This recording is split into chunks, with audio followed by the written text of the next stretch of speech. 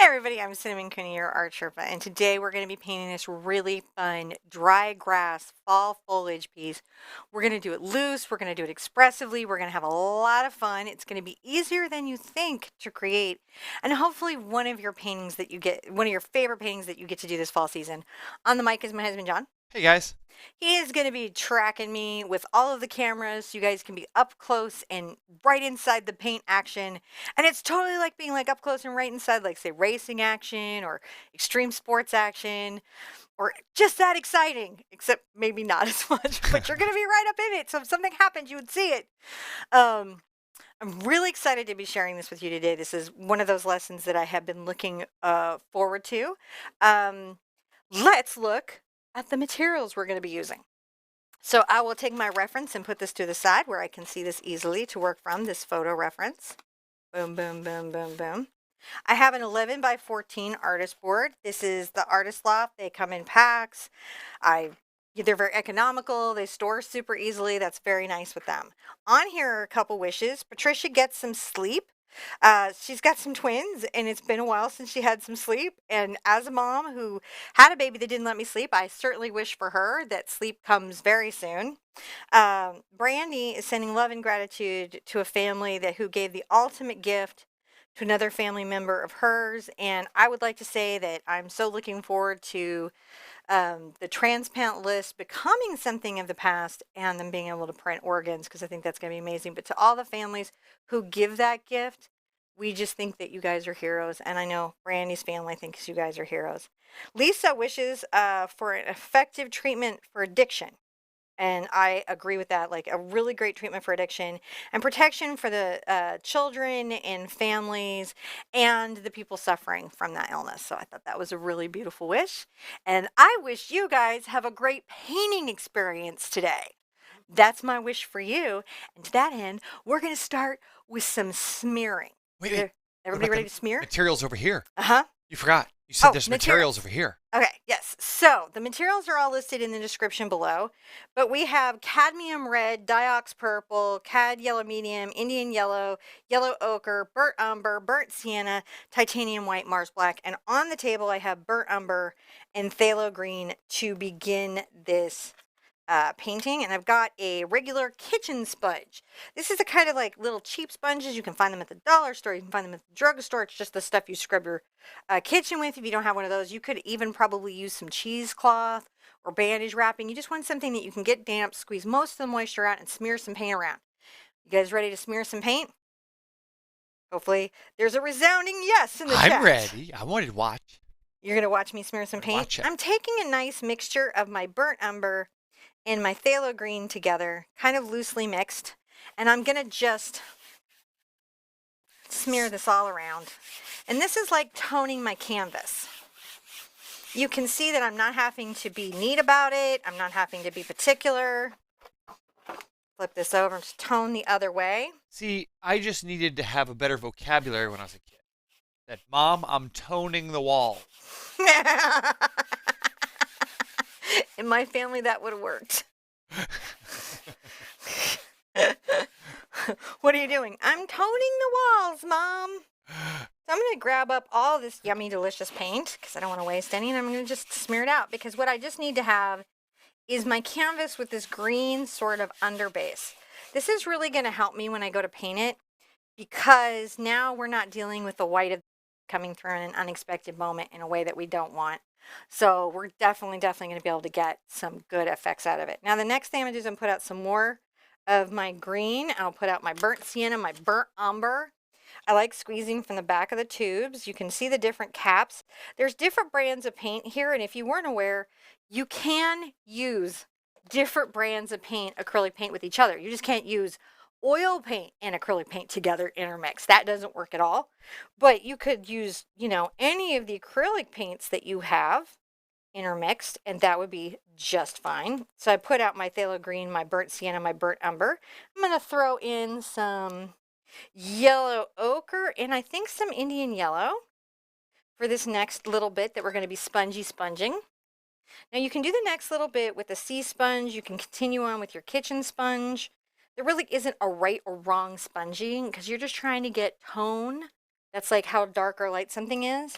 And you're just trying to get some value in there. So you're under very little pressure. I've got to see where my reference is because that kind of impacts where I get to put out my paint, Oh, and I I can have shrink no it. palette Watch space. this. I just go like this. I go. Doop, doop, doop. Okay. Zzz. All right. I Now, think I can shrink it. there's a lot of light right here in this corner, and then there's a lot of dark, and I want to be able to represent those things. Is that So better? I'm going to load a little bit of this Indian yellow onto my sponge, and I'm going to even sort of tap it up and down so it sort of disperses through. Can you guys see that? I'm going to get a little of this white over here, and I also will tap this up and down so it disperses through. And let's get a smidge, and I mean a smidge of the green, because we want just a little bit of this here. And this is going to be the beginning of my light little area over here. And you can see the sponge is just making my distant texture, isn't it? Fun stuff. The green underneath is being that dark value, and that's super fun. Well, it's fun for me. I like it. I like it too. Just pulling a little white and Indian yellow in there, and I'll just continue to like sponge that out. The trick that you're going to want to avoid, where this gets away from you, see this white spot right here? If you have that on your sponge, it's going to create this unexpected white that is really going to throw off your stippling effect. So what you can do is you can always work these colors into the sponge thoroughly on your palette space and then stamp them out. This is not an easy technique for your manicure by any means. I'm going to go ahead and get a little bit more of my green onto here, and maybe I'll put in a little bit of my burnt sienna this time, like you do. And I'm going to come down here and add this dark value that's going to come up. These are very distant colors and textures. And see how my sponge can softly blend? Pretty cool stuff. I want to make sure, I'm going to move this, that I get this down so there's enough depth for my grasses to be peeking up into, as you would want. All right, and then I can come through and I can get right into the browns and a little bit of the green, making quite a dark value. And I can make this background very dark. So you do want it to still be distinctly green, but you'd want it to be deep, deep, deep. A deep, deep value that everything is building up on. This is what's going to help our trees, my red and my brown, and then boom, a lot of green. I love when it's sponge days. You can do this with a sea sponge just as effectively. You just want something that gives you this uneven, unexpected texture. I think it might be hard to use bubble wrap, but I could find a way. Yeah. Can you see how I'm blending on the canvas by tapping over wet areas? And I can soften these lines. I'm not pushing or pulling, because if I push too hard, I would get a smear, wouldn't I? Yeah. But I can take that smear out by just tapping. So you're just creating a basis under which... I'm going to just zoom around there a little bit so they can see what you're... I'm going to get a lot more of my green on here and just keep topping out that green. Look, I'm just putting that pure green out now. These are the deep, dark, distant woods, and they're strong values. Protecting the forest and engaged by unicorns and happiness everywhere. I just think fall is magical. I love all the colors. It gets right into the contrast. It's a lot of fun for me. I like to get the deep colors going. See, and I'm just sponging out the pure phthalo. And you can see now that the phthalo is over the greens, is over the browns, these kinds of value sets suddenly become really easier to see, right? And I can make sure that I've got a nice little blending happening here. Just blendy, blendy, blend, like you do. Like we all do. I might even come back and put a little green leaf texture into some parts here, upper corner. A little more green. And maybe get a little brown. Let's come back over here to this far edge. And just a little bit of brown there. That far edge. So we've got a lot happening here, don't we? Pretty wonderful stuff happening here. Now I'm going to flip this over. I'll get a little more of my brown. I'm going to go ahead and just work that back and forth and add some tonal depth to that. Give my grasses something to play up on. But it's just about this sponge width. It's the lower third. I'm not going far up into my canvas. I'm just adding some pigment down here. Deepen this and let it be. Oh, thumbprint. Oh. So yeah, that's the only danger that you have with this is you get these thumbprints going and you do get a little messy on your hands. But, I haven't added the cadmiums to the paint palette yet. And so that's really not a worry. And just something you should understand, you can always, if you're ever worried about allergies or any reaction to cadmium or any pigment, you can put rubber gloves on. So there's always a way to make it safer and better and awesomer. Now, let's dry this with our hairdryer, and John's going to talk to you. All right, I'll talk to you. Okay, guys. So I'm going to say, man, it's good to see you guys. It's good to hang out with you again. It's just sort of a nice Friday, and there's a group of our friends all here to hang out, and thank you. Love having you guys. I really love having the time to paint and spend time with you and do this. You know that you guys are awesome. Really, really. I just don't even know how to say how incredible you are for trying on painting and trying to express yourself, do art.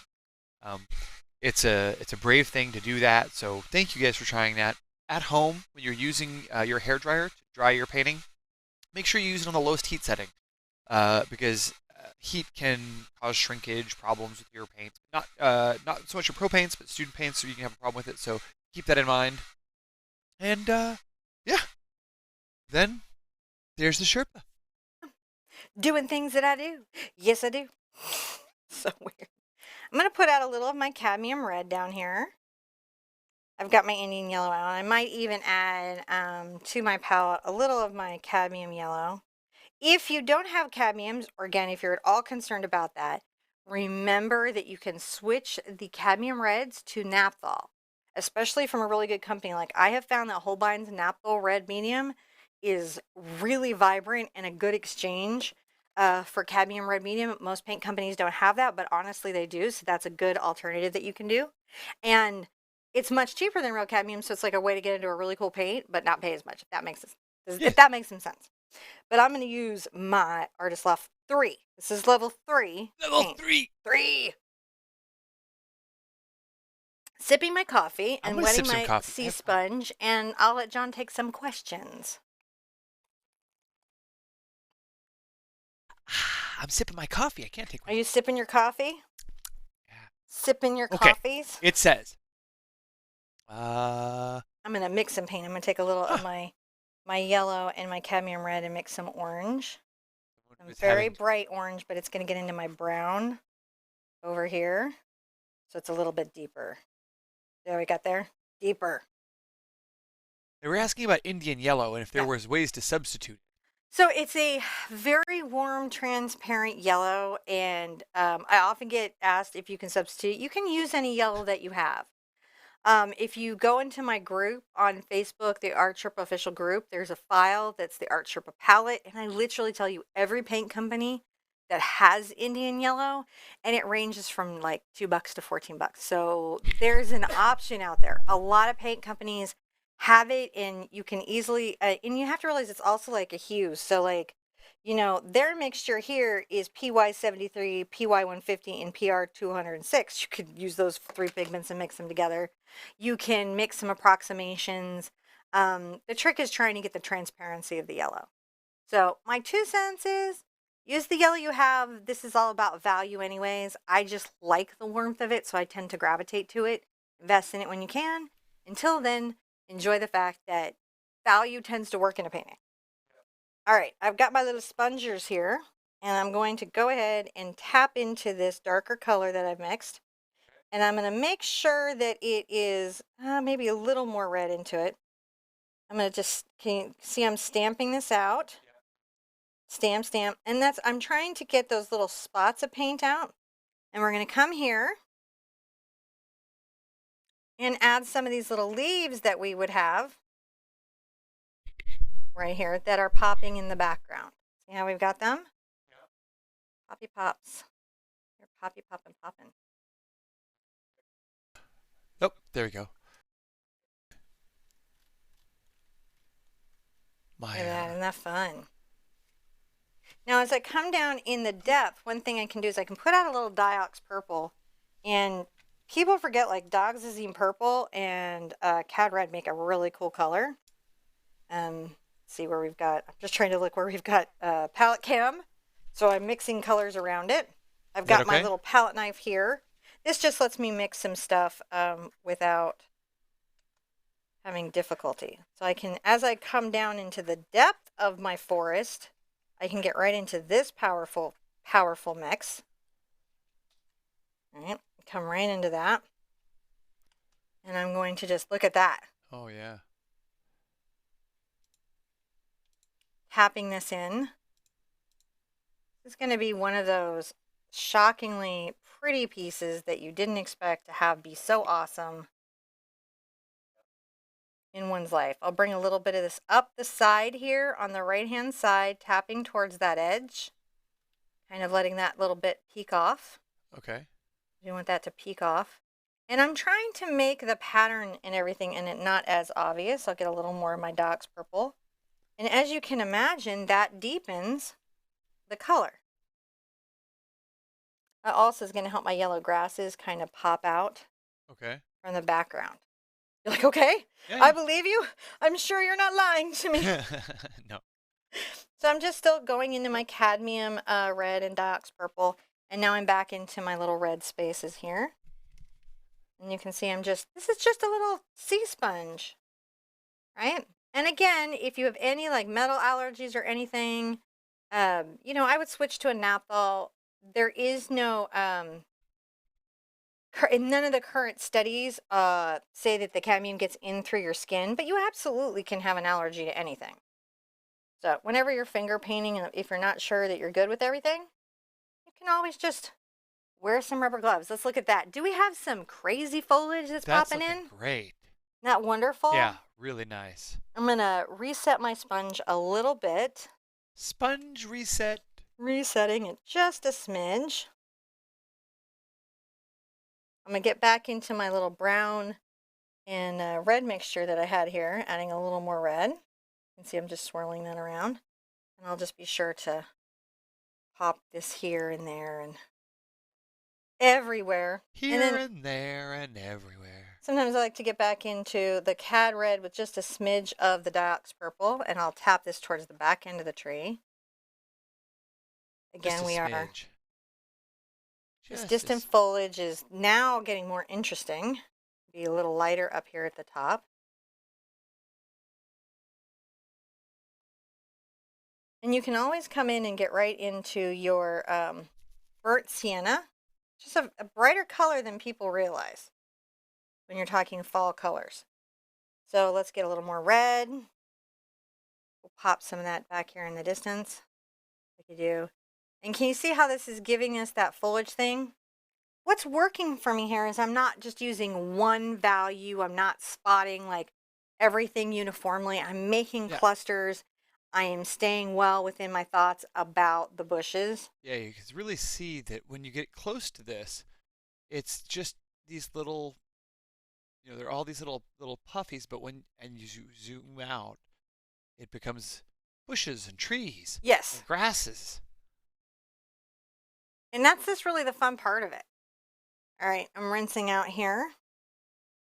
Again, I'm going to do my Diox. I'm going to get a little of my Cad red here. Such a cool, cool color. And I'll come into this space between these things and just make sure that this value is well represented. A little more purple here. Down low. Maybe a little bit up here saying, oh, these distant little trees, like a little cluster right there coming down. Always step back and look at your painting. And you're going to want to look at, so I've got some highlights running here. I have dark values through here, across this bottom, up a little bit. But there's this bright little pop of color off to the side that's really engaging and colorful and is attracting. Now, This next little bit, I was going to demo with my hairdryer, but just in case you don't have a hairdryer, the alternative is a straw, and I'm going to ask my unofficial studio assistant to grab me a straw. A straw. That's a fine one. Huh? Oh, it's to the right of the microwave in the jar. Oh, yeah.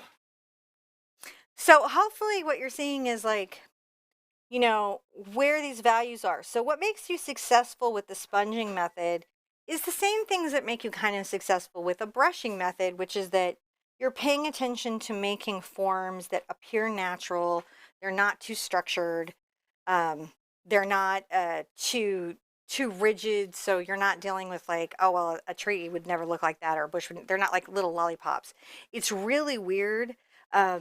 Painting hedges is its own challenge because they're such unnatural shapes. And as artists, you know, we rely on making things appear more natural and having an uneven edge. So if you look at this, you'll see these little wiggly running edges. Everything is not cloned. So this comes down here, comes up, and then down. And then there's this dark value through here. There's a pop mid-tone, dark value there, up red. Okay, excellent. So I'm going to put a little of my black out. I guess, let me see where I can put it. I'll put it right here. Right. And I'm going to definitely want to add a lot of water to that black. I'm going to turn my canvas upside down. Hopefully this is one of those days where you're like, that was more fun than I expected. I try to bring you guys fun projects that remind you that art is really wonderful and it's beautiful and aesthetic, but it's also super fun. So I've got my nice black here, and I'm going to get a bunch of water into that. I might even grab a loosely mixed little bit of brown, like you do, so that they're not just all one thing. And I'm really trying, I'm dipping in my water and I'm bringing it over and I'm thinning it out. You can thin good acrylic paint up to 30% with water without having any underbinding issues that you even have any worries about at all. So much more than you might think. We have, on this side, we have one very interesting little tree. And I'm going to let one drip come down.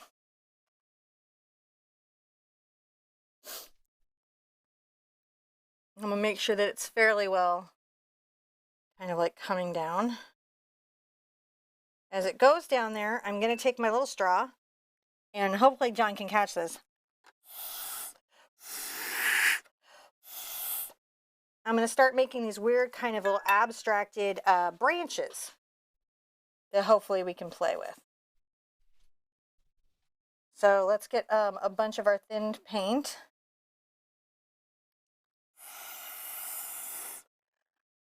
Oh, neat. Now, tip, this is easier to do on a flat table than it is to do on an incline like I'm doing. I've just done it so much that I'm comfortable doing it on an incline. So if you can lay yours flat,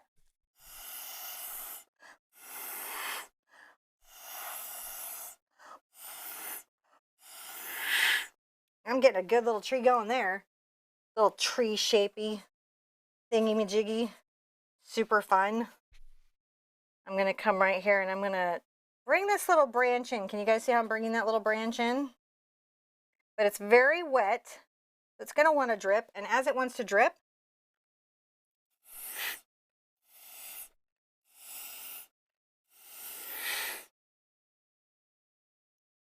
I'm just allowing these little shapes and a fence to help me. So I'm going to come right here about midway in that branch.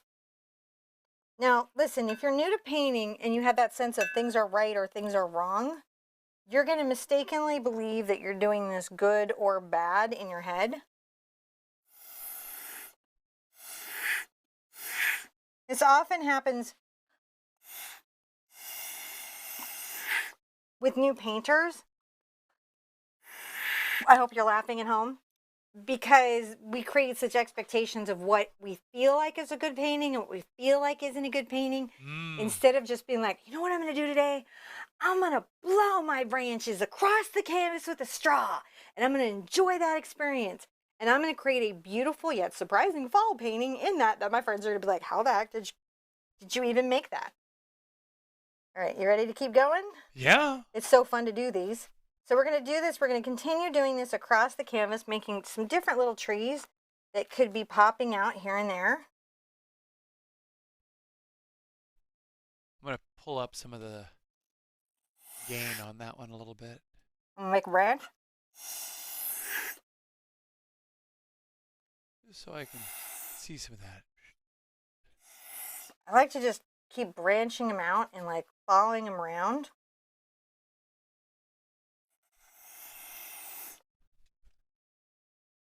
There's a really fun project you can do where you can do some really beautiful cherry branches, right?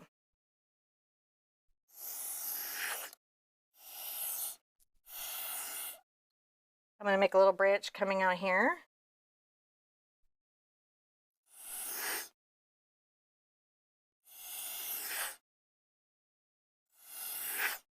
Can you guys see how everywhere I touch and then I blow it, it travels a different way? It branches off and it branches off and it branches off. Yeah. I am blowing through the straw very, very, in a very challenged way. If for some reason you cannot blow, you have COPD, there's some reason you don't have enough lung strength, so this is a really good way to get your lung strength back in. This is a number 8 cat's tongue. You can kind of do something like this just by making some wandering little branches. Now, I'm just going to demo that just in case you can't do any of the blowing techniques. Just what about like canned air if you're really careful? what? Like the stuff for blowing out your keyboards or something? Oh, that canned air is fantastic. That could be very I vigorous. don't have any canned air. That actually is a lot easier to use. I don't have any canned air, so I can't demo it. Canned air is... Canned air! It's like bottled water. So see, I'm just doing like this. But I'm going to go back. I want all my trees to be, have nice blown branches. So I'm going to go back and make sure that these are all really, really blown. What you see me doing is grabbing water and loading the drip so that it feels like it's got to go. So if I get water, I can load these drips. And that's really going to help me get the drippy drip going on my trees. And I want that feeling of drips. Like that's a thing I want. Right here.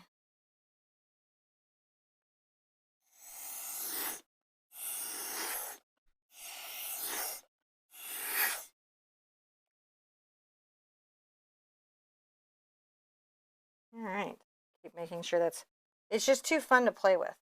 Play with it though. Do canned air if you can do canned air. Sometimes your hairdryer is powerful enough to do this. It certainly seems to be every time I watercolor.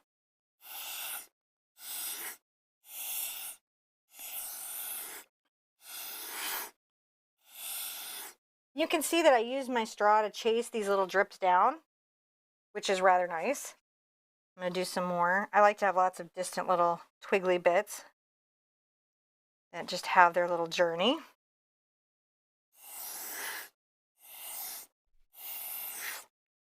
Look at those. Now let's dry these with a hairdryer. And that's okay if they run, because that's what we wanted in the first place. I can't try it with a hairdryer because it's now unplugged. You unplugged it? No. I'll go do that. Huh? I'll fix it. All right. If the fuse went, or... I should have tested it before. I'm sorry I didn't test it before. I'm using my handy dandy Art Sherpa fan here. Got my face on it because I blow air. Yay! All right, there we go. I will blow this down. John is going to catch this.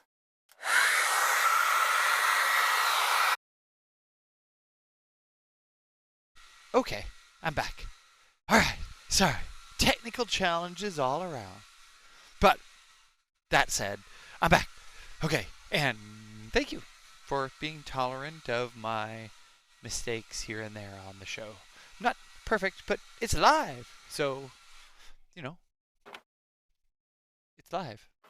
And when you see this up, you start to see the little trees that have happened in the background. I'm going to rinse out my brush. And now I'm going to have a blast. I'm going to load up some nice black paint, thin enough for it to flow nicely off the brush. You can see I'm loading both sides of the brush. I'm getting it right on the tip. I'm going to go on the tip of my brush and not press too hard. And I'm going to come here and just bring out some of these little branches as well in fine detail. See how we're Oh, doing? yeah. Just an unexpected nice boon to how you can do like little forests and things in the background.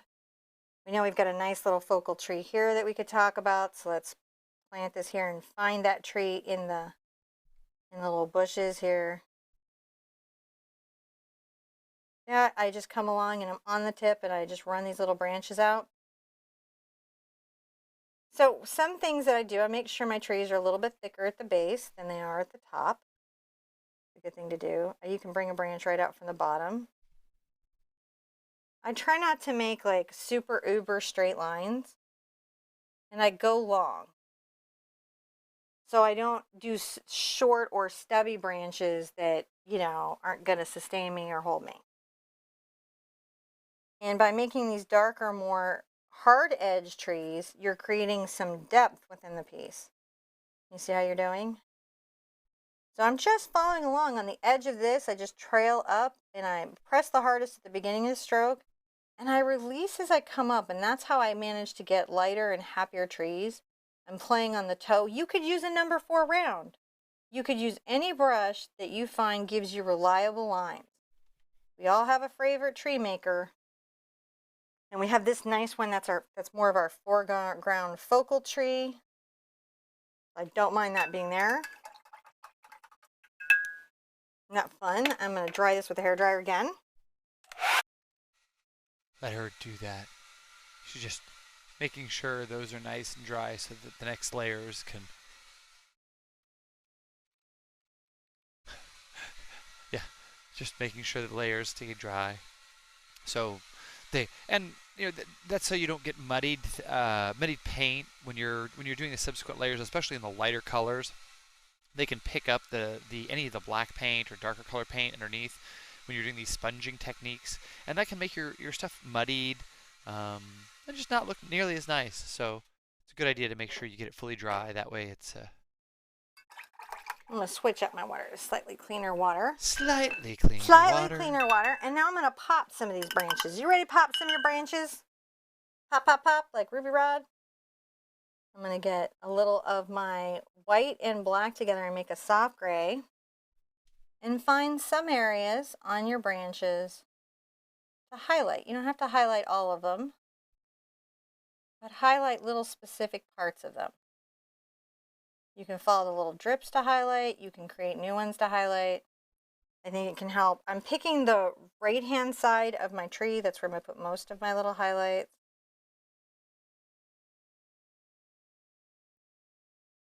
I'm just going to make sure that some of my branches look like a little bit of sunlight has picked up on them. And that also will help define these as we go there. Now all of a sudden you can really see that tree. The tree is popping. It's still very abstract, but it just keeps taking on more and more of a tree element to it. Breathe easily. What you've got to not do in the middle of a project like this is have a little panic attack, which is super easy to do. Your mind probably does want to have a little panic attack and tell you that it's all going wrong, but it's not, because it can't go wrong. It's expressive and abstracted, and it is the feeling or spirit of the forest that we are painting.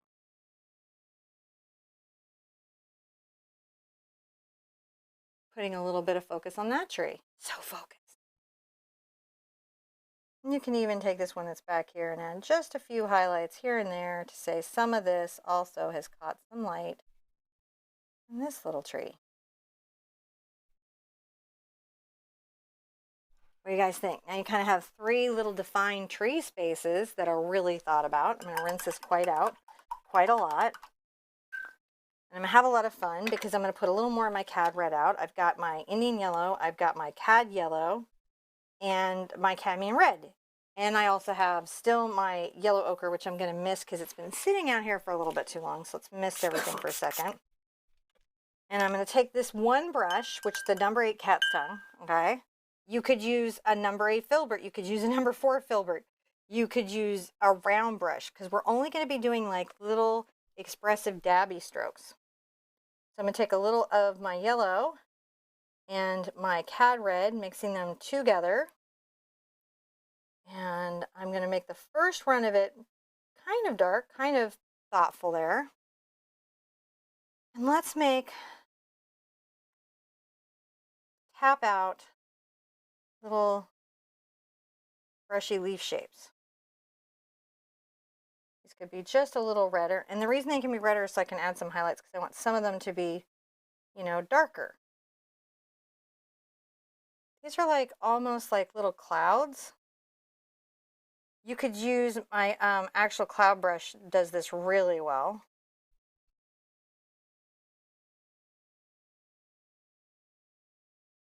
What you're going to do is you're going to find a little spot, like say right here, and I'm just tapping. So I'm just doing a tap and pull.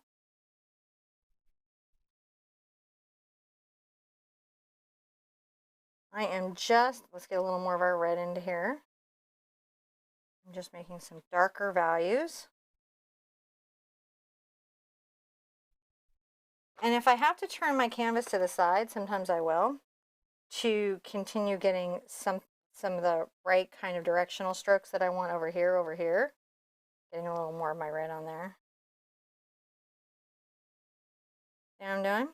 Yeah.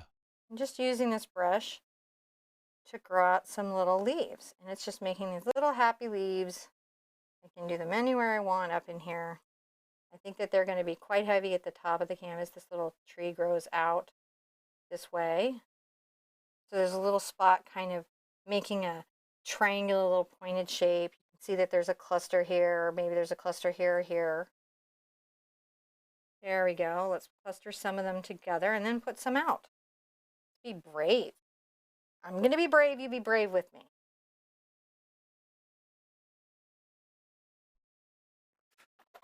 So you can, every once in a while, I like to check my tree and just make sure that I'm going ahead and I'm getting some effects and results that I want.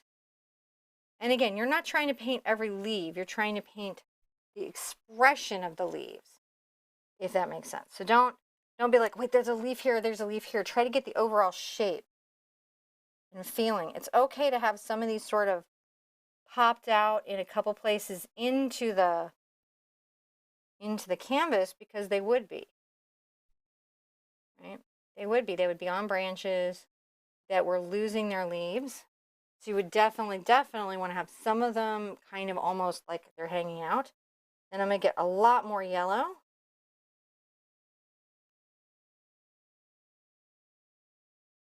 And I'm going to catch the tops of a lot of this. I'm doing? Yeah. And catch the tops of a lot of this. Some tops. You can always put a little yellow one that's out there. Maybe it's hanging out. It's thought about things and it's holding onto its branch a little longer than, oh, it's so pretty. How are you guys doing? This is really good. I'm going to add some little highlights. Where am I putting the highlights? I'm putting most of them kind of at the top of the branches. Where I perceive that sunlight could be hitting these little leaves. You can see I'm just using the shape of this brush. You could use a round, you could use a square on the corner.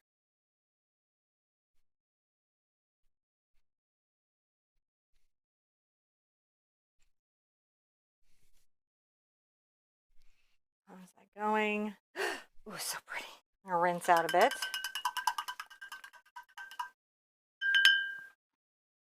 Put some maybe back here more in the distance. I'll get some of my diox and some of my cad together.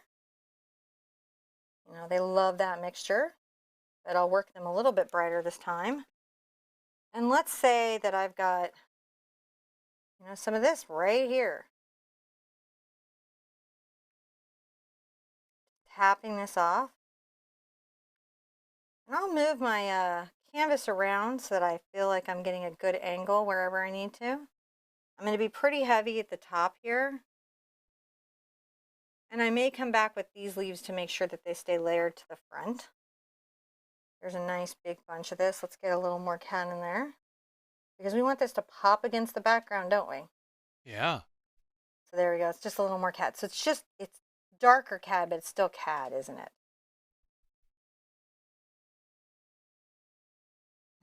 could be just some down here low. I can turn my little tree here.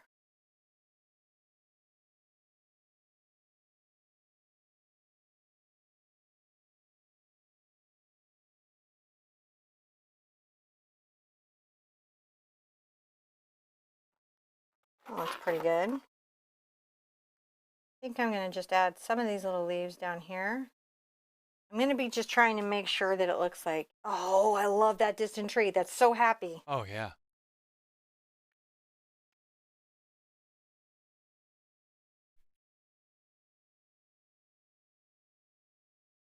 I'm going to add just a few. Can you see these little weird distant strokes I'm putting between my branches? Just talking about some stuff back there. Not too much structure. Be light with that because it'll get away from you really quickly. I'm going to rinse this out. Rinsey, rinse, rinse, rinse, rinse, rinse, rinse, rinse, rinse. So much rinsing. And the first thing that I'm going to hit in here is this sort of weird grass color I've got going. So I'll put out some more phthalo green. I'm going to get a little of my Indian yellow and my phthalo green together. Just a smidge of my white.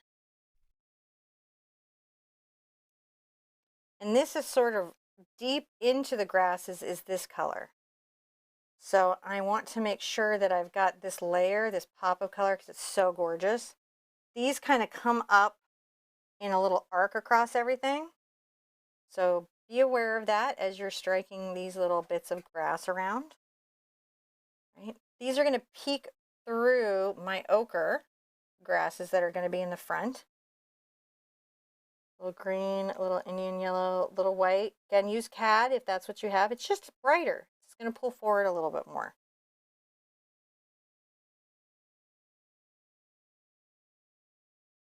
You want this to be a very light green, right? A fun green. Are we having fun? Yes. While I'm doing this grass, do we have any questions from the community? Let's see here. There were a couple that I had saw come by earlier. I'm going to dip in water just to make sure the flow off my brush is nice as I tap just on the toe of my brush, just flicking my brush, making this grass. Soft touches. Soft touches. Just remember to say soft touches, good touches. Now, why were you using white highlights versus bright yellow highlights? Could have used bright yellow highlights if I felt like it. Oh, okay. You just felt like that. I wanted the starkness, the sort of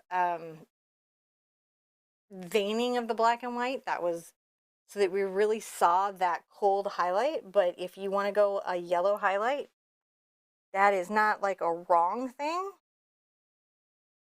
It's a preference thing. I felt like against this construct, you know, and I might have, if I was just playing on my own, done a second layer of white drips. Oh, yeah. You know. This is really actually turning out really, really nice. Yeah, it's going to be really pretty when it's done. Isn't that gorge? Okay, so right now, it's kind of a pretty little painting that you did out of the blue. It really did turn out nice. Just do. I'm going to get into my yellow ochre, which is the basis I'm going to be using for some of this grass. I'm going to do some of my burnt sienna in here. And I'm going to dip in my brush in water. I'm going to get maybe a little more of my burnt sienna. I'm going to make some nice longer lines that come through here. See how these are longer lines? They're fine lines. They're still fanning. Don't lose your fanning. These are just pops of color that we're going to be talking about. I'm just fanning them. See how fine they are? They're just little bits that we would see. Rinse out.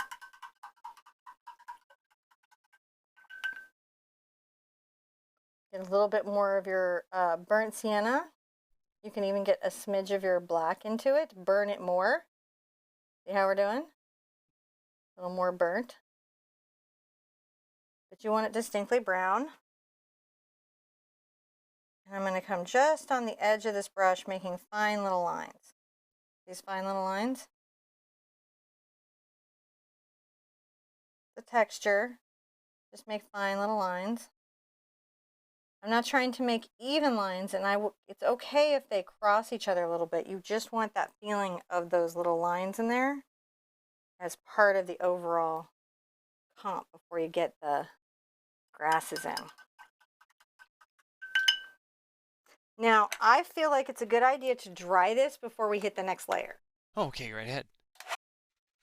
So, yep, just make sure that you're keeping your hair dryer on the lowest heat setting and keeping it away from the surface, and you should be okay.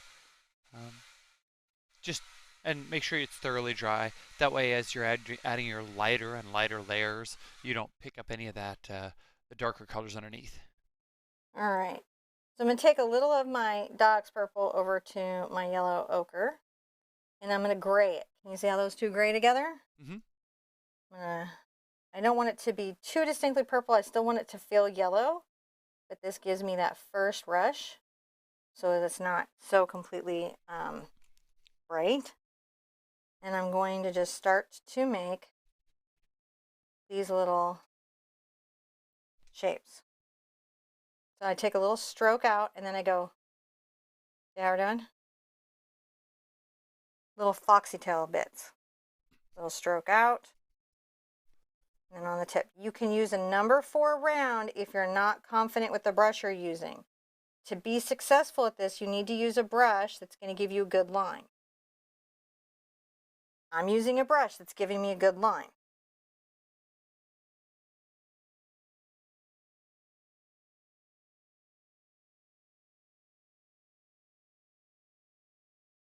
You bring these down as you're coming through. These are throughout the mound. So you do the line, and then you make lots of little lines to make the puff.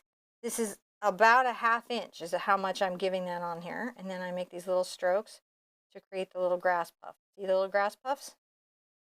And I'm using my undergrass to kind of help me make that texture. Every once in a while, I'm going to dip my brush in my water, just the toe of it, just the tip, and swirl that around to improve the flow of this off my brush. If I need to grab a little Dox purple, I'll do that.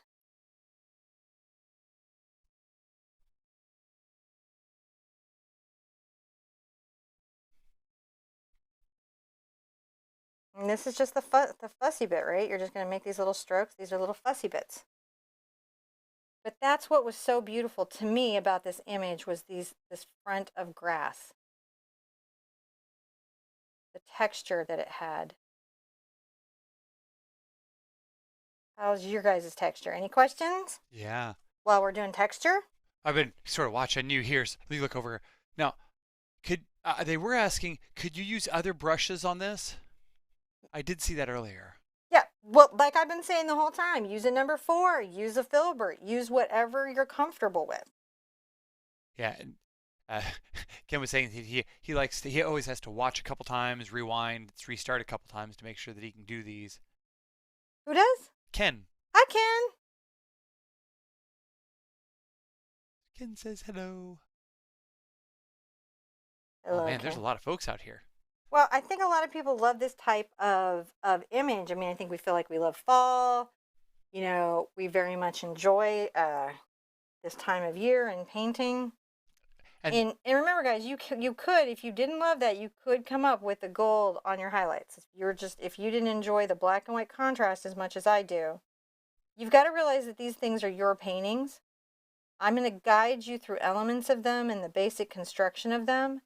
But if you have something like that color just does not go in my house, you haven't hurt me as an artist to change it up. If that makes sense. oh yeah.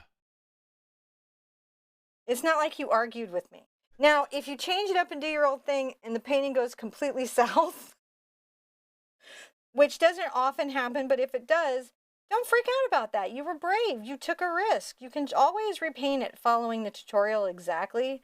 You haven't lost anything. Don't be so afraid of using the canvas or using the paint that you don't take that time to really enjoy your process. Absolutely.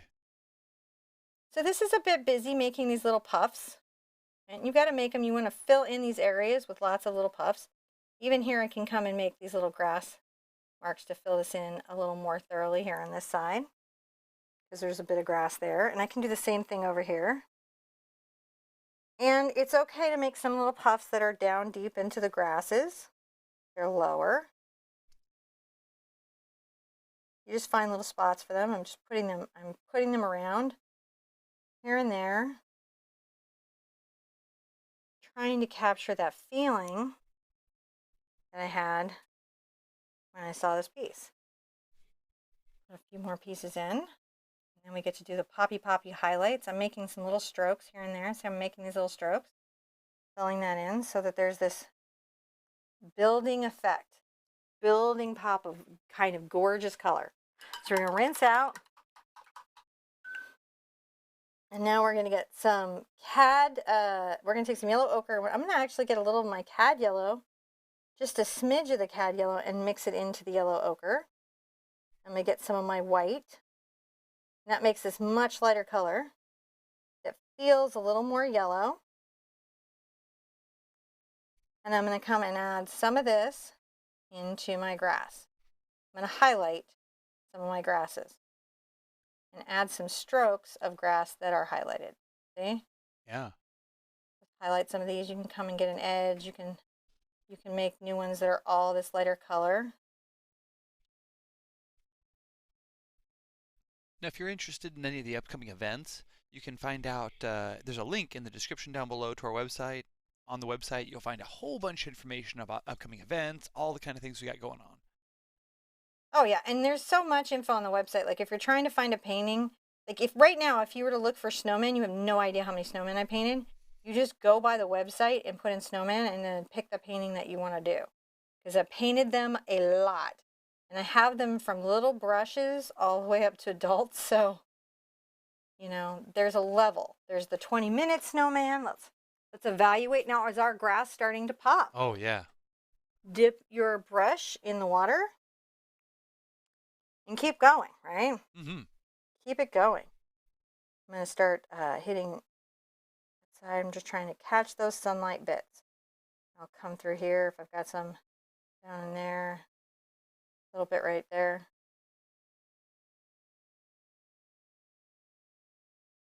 And then I can also definitely add a few strokes of this type of long grass blade. See how I'm very light into it?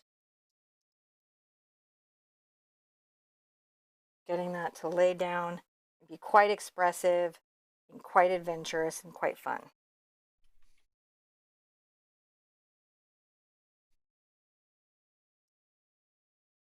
When you see certain types of pictures, we've done this in the 18 plus group, which is a photo challenge group, sometimes knowing how to take an image in and see the texture, the abstract in it, because the elements of it are so strong in that space, it's a real powerful thing to be able to do. I'm going to make a lot of little brushy strokes over here. That's quite gold, but the colors are going to peek out. Keep going. Just making sure that I've got, as I come forward, these little strokes are getting more thoughtful. And that hue over there, right? Yeah.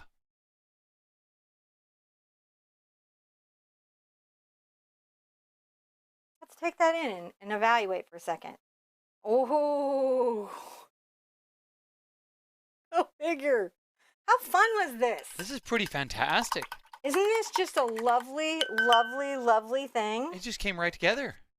You know, I think what you've got to, if you come back to do this, you know, You have to sign it, though. If you're done, I've got to sign it. Be brave about the drips. Be brave about those little elements, you know. I'm going to go ahead and in this one case, I'm going to get some of my cadmium.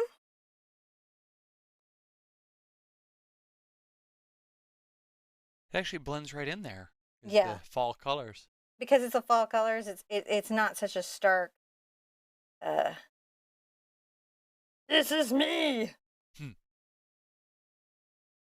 Part of the painting. It's informative to the making of the painting, but it doesn't completely take away from what we were doing in the painting. Can you believe how that went together, you guys? Was that a fun, unexpected way to make that painting? Very unexpectedly awesome. Listen, be good to yourselves. Play with your painting, right? Remember, always have studio safety, play with your painting, be brave, have fun, take a risk. You can always do it again. So be easy with yourself. Be good to each other. And I want to see you at the easel really soon. Bye Bye bye, bye. guys.